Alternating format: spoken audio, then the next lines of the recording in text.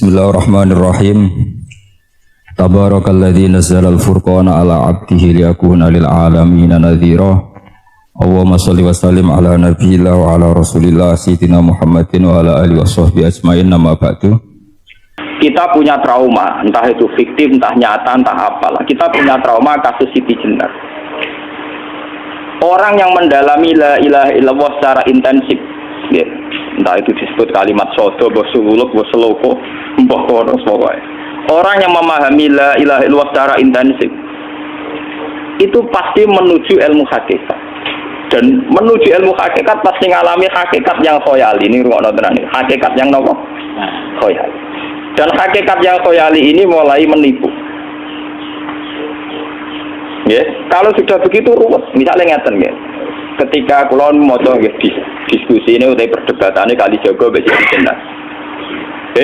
Saat itu ada Sunan Bonang juga. Kamu sujud pakai apa kali jaga? Ya pakai jasad. Dari Siti Jenar. Daging kamu itu hanya onggokan daging. Nanti itu jadi bangkai. Dan setelah jadi bangkai itu habis. Kamu nanti ditulis Tuhan tidak termasuk yang sujud. Kebuat yang mau sujud itu bentek. Mikir kan juga. Rugi ke sujud badok be tangan. Jasad tem sebenarnya kuntek. Orang ono sing cerita kowe nak sujud mergo jasad itu mau sebenarnya dadi bang. Lah nak ngono sujud ning hakikat ora usah badok, ora usah tangan, ora usah sikil, yo rokem iku lho kon sujud be pangeran. Nak sujud be fisik ku rugi wong fisik sebenarnya. Mikir kali itu. Orang bolak-balik kali Joko itu mantan wali preman terus jadi debat pusing. Siti Jenar kalau belajar tak tahu menang Irak. Yang jelas yang menang gak satem orang menangis. Wah, uang ini menjadi perdebatan. Sehingga keyakinannya kayak Siti Jenar, la ilaha illallah itu ya wahdatul wujud itu innalillahi wa inna ilaihi. Selama ini kalau orang syariat misalnya, orang syariat itu kalau ada orang mati, misalnya Kak Ruhin mati, aku kan muni innalillahi wa inna ilaihi raji'un, saiki Ruhin wis mate. Mate itu balik ning penge. Itu cara wong hakikat kan salah besar. Orang mati itu tidak ada, cara ilmu hakikat dan orang mati itu tidak ada. Roh ini tersiksa di alam fisik. Jadi ruh ini tersiksa di alam fisik. Karena ketemu ning jasate ruh. Tersiksa itu. Aku rewa ape mangane kudu kerja piring Jepang tersiksa roh. Asal roti memang tersiksa. Misalnya kiai ape mangane dadak kudu pidato 2 jam bareng tersiksa. Roh napa? Tersiksa. Mergo roh ora butuh mangan, ora butuh ngombe, gara-gara melok fisik. Paham ya? Lho itu nanti ilmu warai ya bener. Lah kula boten. Zaman betul loh guru waras maksudnya enggak. Artinya waras secara akademik karena ada referensi, ada marojek, nggih. Waras secara hakikat. Kula niku mau merasake sampeyan wis ilmu hakikat. Artinya saya juga ngalami ilmu hakikat. Lan ketika sekarang hikam wong ra tau muka safar rasa jadi ulama. Terus entah sekian detik ulama itu harus pernah muka safar. Biar merasakan ilmu nopo aja. Tapi ilmu hakikat itu bisa dilogikakan sebelum sampai secara musyahadah. Paling enggak bisa sampai secara logika. Manusia itu mulai Nabi Adam sampai sekarang itu kan punya roh, dan roh itu tidak makhluk. Dia roh itu tidak makhluk.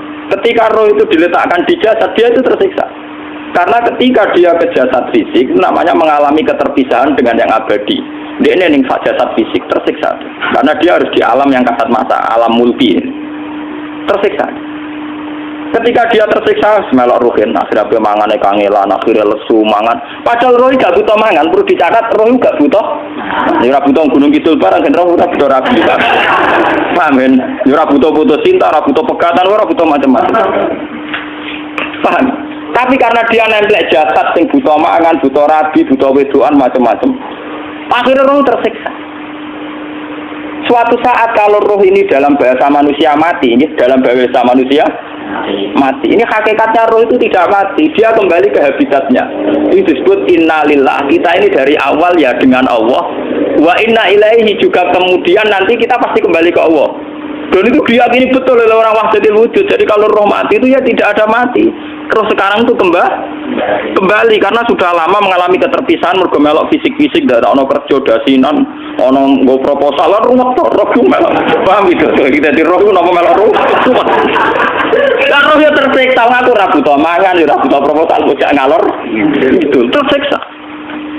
Makanya dalam cerita-cerita Jalaluddin Rumi yang otentik di kitab-kitab begitu. Ketika beliau mau meninggal, muridnya itu nangis. Dari Jalaluddin Rumi, kamu jangan nangisi saya ini mau pesta perkawinan.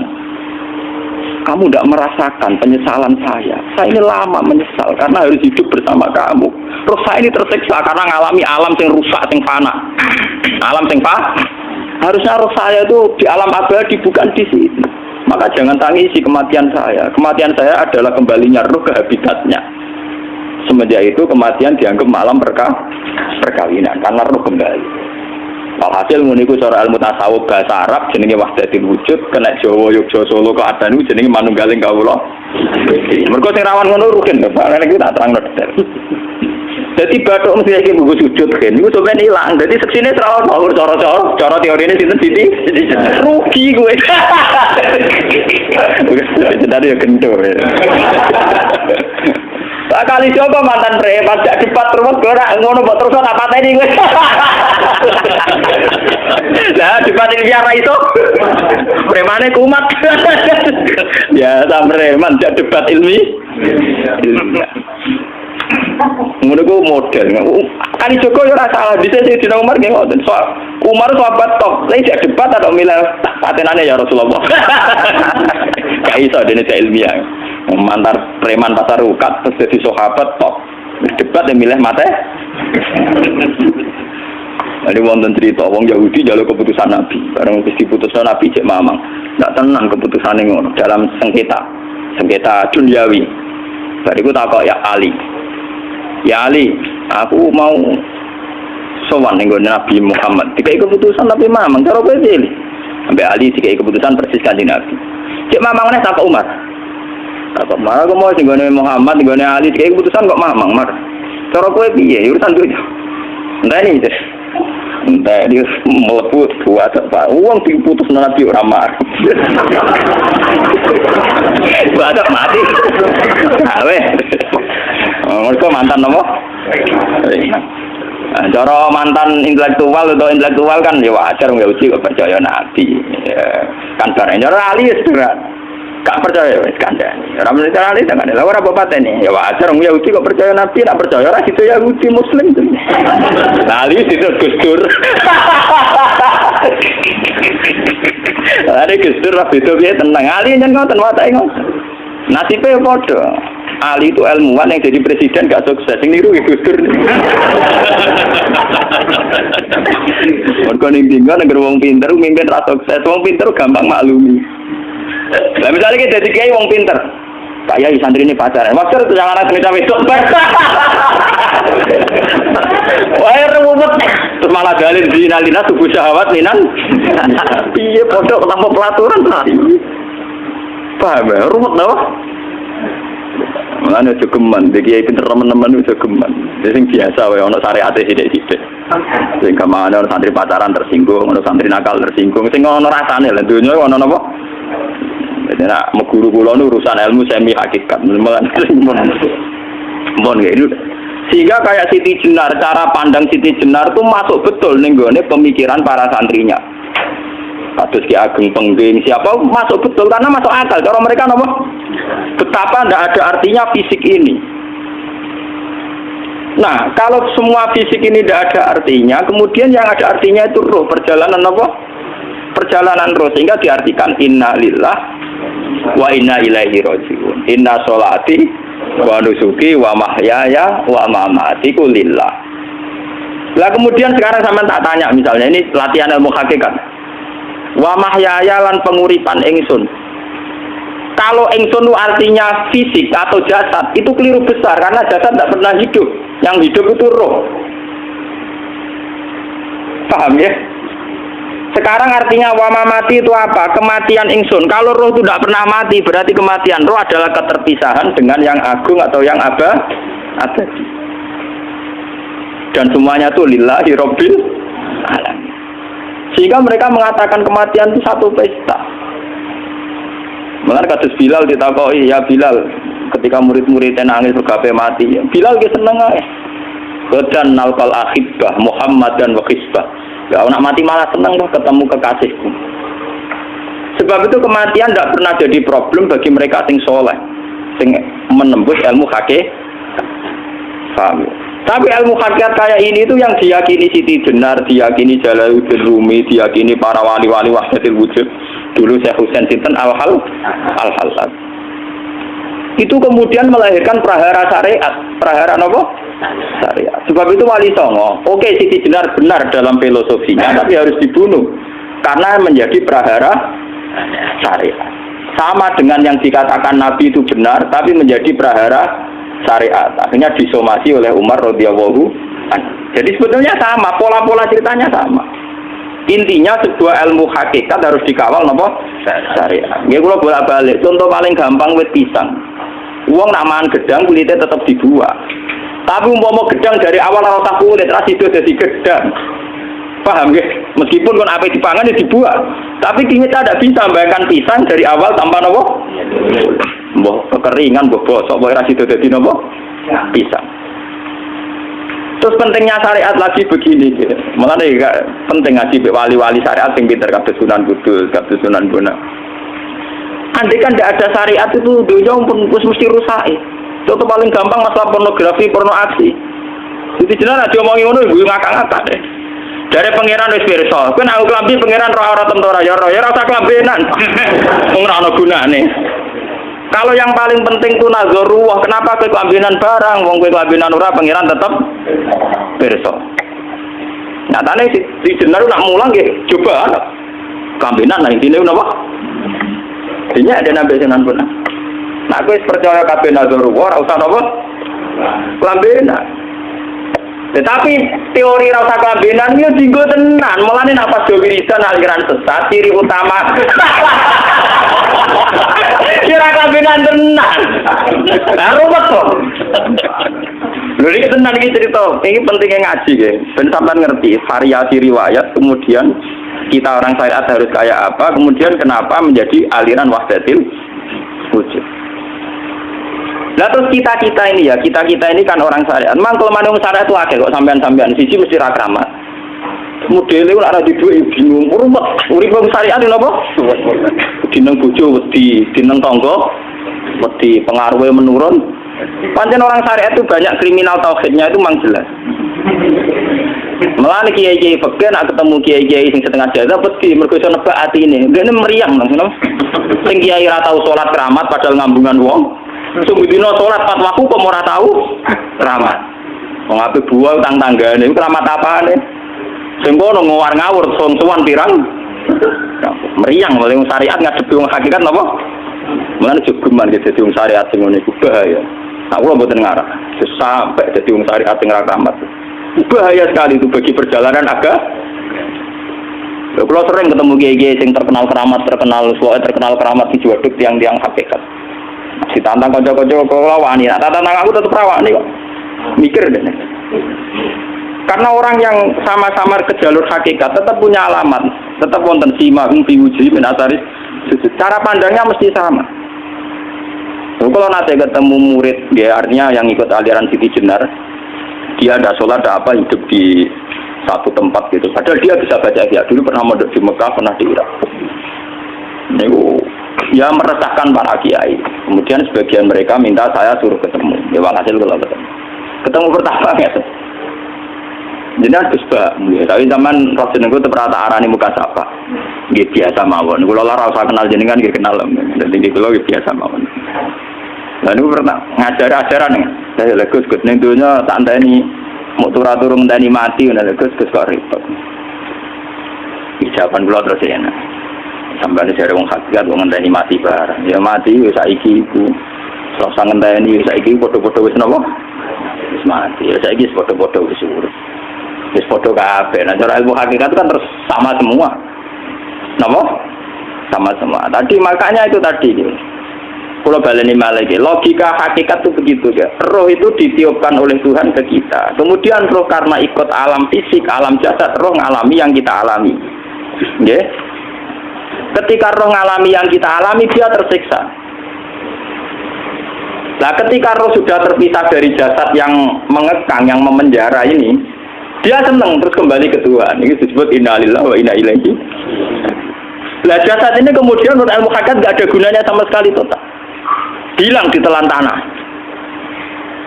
Nah, kalau begitu jasad ini nambung gua gula-gulan. Gusti bathuk kula tak nggo sujud tangan kula ndi buktine tangan wis ra ono. Bathuk wis ora. Mulai dari Siti Jenar, hanya wali bodoh kayak kalian yang punya ajaran bodoh begitu. Malah rasupan. Mulane Sunan Kalijaga semangat kon mateni mergo tambah omongane glodro dindi. Tapi yang enggak disadari Siti Jenar yaitu tadi. Inti dari ilmu hakikat itu kan tunduk sama kersane Tuhan. Kalau sudah tunduk pada kersane Tuhan, kalau kersane Tuhan roh kita harus di jasad. Dan wujud jasad kita ini juga karena kehendak Tuhan. Kenapa yang wujudnya jasad yang karena kehendak Tuhan engkau ingkari? Sementara wujudnya roh tidak kamu ingkari. Toh wujudnya jasad ya bi iradatillah wa bi masyiatillah. Wujudnya roh ya bi wujudit bi masyiatillah wa ira. Harusnya fungsi jasad juga harus kamu akui toh Siti Jenar. Wong sekarang kita punya jasad ya bukan karena kita, karena kehendak Allah. Kenapa kamu ingkari? Berarti kamu ingkari kehendak meneng Siti Jenar.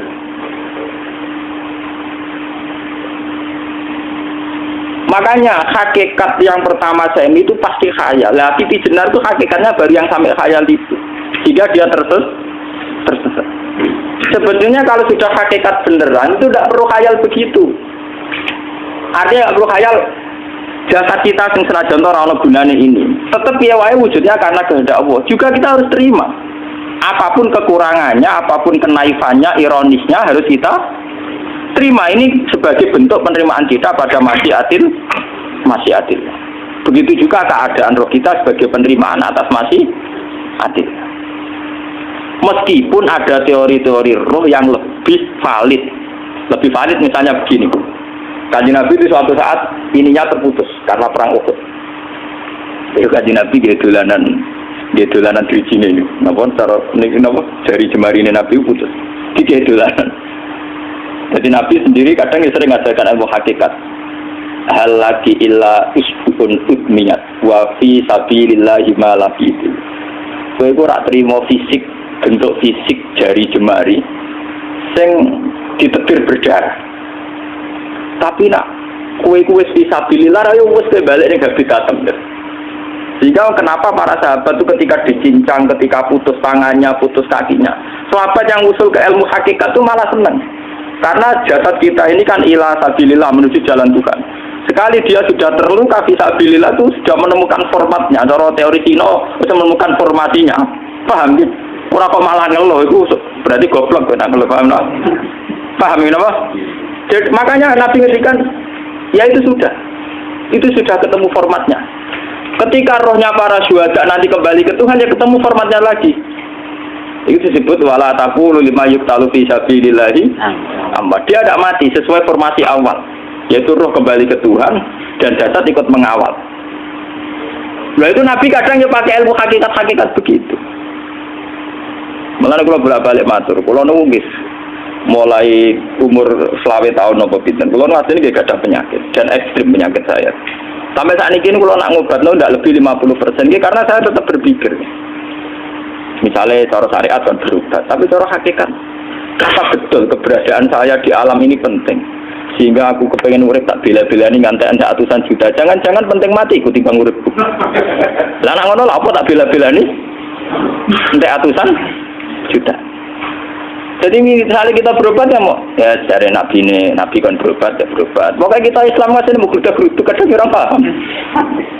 Sekali kamu mengamati dengan sisi hakikat, coba sekarang sampean pikir, coba sekarang nggak pakai logika hakikat, pakai logika syariat saja. Saya ini misalnya asetnya 10 juta, misalnya, saya punya aset 10 juta. Tapi misalnya aku rugi nawar atau dipengaruhi di masa depan soalnya, kalau kulo kan soalnya cara teori di masa, misalnya kulo rugi, artinya kere di duit 10 juta aset. Tujuan saya sembuh kan supaya aku iso sembuh sehat, engkau iso kerja untuk anak.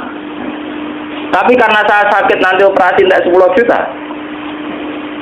operasi ndek 10 juta. Wong aku urip era mesti iso marisi anak. Apa meneh nek 10 juta tak ada nggo berobat malah jelas ra iso marisi. Lah nek ngono penting matiku ya dibanding 10 juta. Karwan iso diwaris langsung.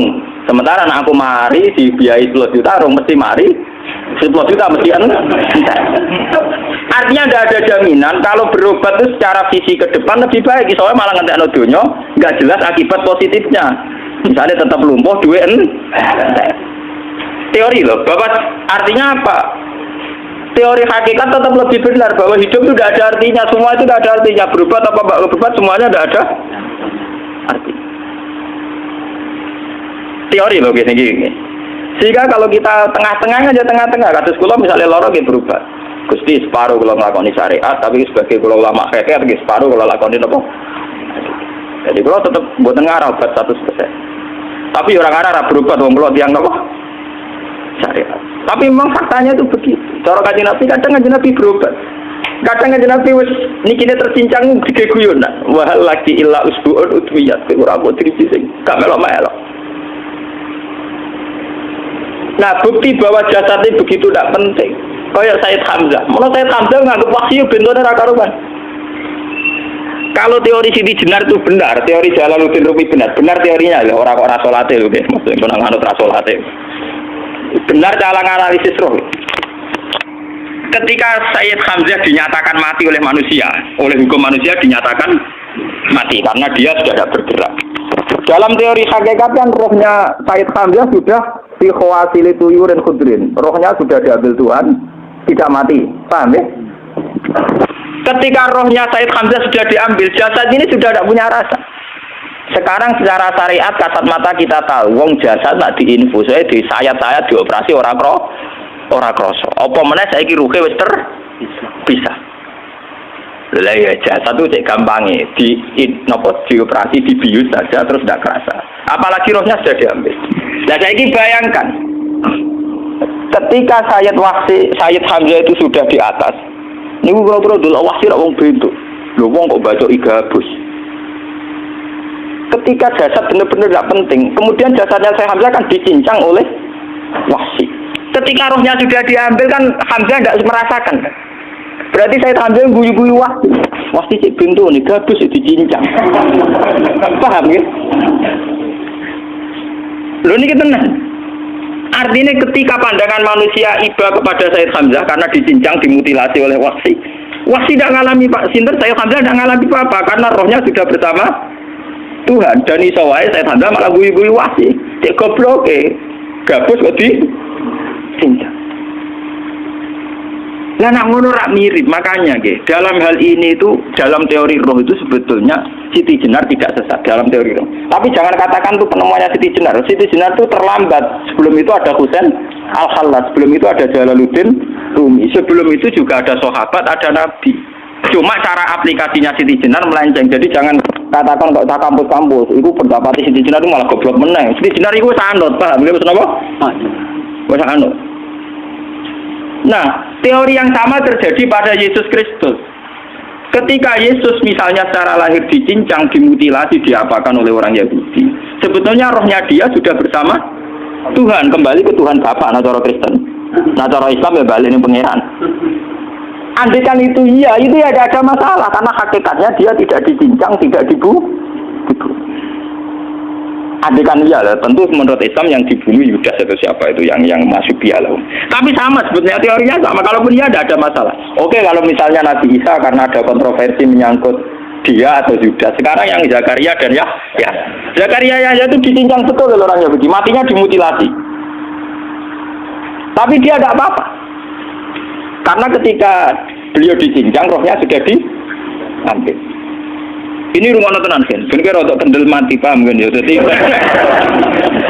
maksudnya ini kalau ajari, nak mati itu tidak problem. Ini kalau urip mati loh. Nah ini bersamaan paham ya. Kaitan la ilaha illallah ini nanti semuanya sama kaitan sama apa? La ilaha illallah. Ini nanti ujungnya sama dengan la ilaha illallah. Begitu juga seterusnya. Misalnya Yahya kalian sinten? Zakaria. Ketika Tuhan ditanya, Jadi tenggene alam malakut pengiran ditakok, ya Allah, Yahya dan Zakaria itu kan hamba pilihan engkau. Ketika dicincang kok jenengan biarkan. Endi Yahya Zakaria dicincang? Aku itu ora goblok dari pengiran. Sedurunge dekne dicincang jasate ruhe tak jupuk. Dadi dekne ora krasa blas. Begitu juga yang tafsir-tafsir sampean lihat wa Maryama. Sayyidah Maryam yang istrinya Fir'aun. Itu kan dia iman sama Nabi Musa. Asiyah imro'ati napa? Fir'aun. Asiyah imro'ati Fir'aun, ya. Itu kan dihukum oleh Fir'aun. Ketika mau ditumpahi napa? Batu besar.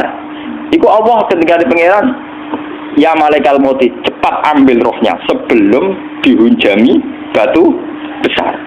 Terus rohnya diambil. Sebab itu dalam hukum Tuhan, Tuhan itu tidak merasa bahwa Tuhan membiarkan Asiyah, membiarkan Hamzah, membiarkan Yahya, membiarkan Zakaria. Dalam hukum Tuhan, semua orang ini roh-roh terhormat. Akhirnya nak anggo teori iki sing nyincang malah goblok, wong gabus goblok cincang ngono. Dadi nak anggo teori iki malah berbalik, sing goblok sing nyincang. Paham? Yo jeneng kok sesuai sampean kiaskan saja. Wong dibius wae disayat-sayat gak kroso. Kaya apa nak ruhe bener-bener wis tercabut terpisah. Rasane nang ndi? Iku disebut wala taqulu limayuk talu fi sabilillah napa? Lah kemudian roh ini kemana? Nah, roh itu sudah menyatu dengan kalimat tauhid. Mesti roh itu bersaksi la ilaha illallah. Itu sing disebut ning alam roh ketika Allah tanya alastu bi rabbikum mesti qalu bala. Mesti mereka jawabnya apa? Bala. Karena alam roh tentu lebih mudah bersaksi akan keberhadiran dan keeksistensi Tuhan Allah Subhanahu wa taala. Paham ya, ini zaman penting. Nah, ketika kalimat tauhid sudah menyatu kayak begini, itu mesti kalimat tauhid sing mesti langsung untuk swarga. Itu dimaksud Nabi mustaiqinan biha qalbu mukhlishon biha qalbu. Ati itu qalbu kan nggak bisa kamu artikan jantung atau liver kayak teori modern sekarang. Misalnya qalbu itu apa? Jadi kiai qalbu itu jantung. Nah, ngono beda mek liver. Lah liver apa kabidun? Iku akal-akalan aja padha ora paham. Bahasa kolbun, fikrun, aklun itu sesuatu yang misteri. Roh ini kemudian dengan kalimat tauhid sudah menyatu, disebut mukhlishon biha kolbu. Ada tingkat kemurnian hubungan roh dengan kalimat tauhid. Lah kalau begitu pasti dakhalal jannah. Karena tidak mungkin kalimat tauhid kok dinerang. Lah ini mau masalah-masalah hakikat. Uang sing gak tahu petualangan hakikat, momennya sering bingung bakas duit, bayar kredit, utang jatuh tempo. Orang kan kalau mikir, utang kamu sentak gue mikir duit.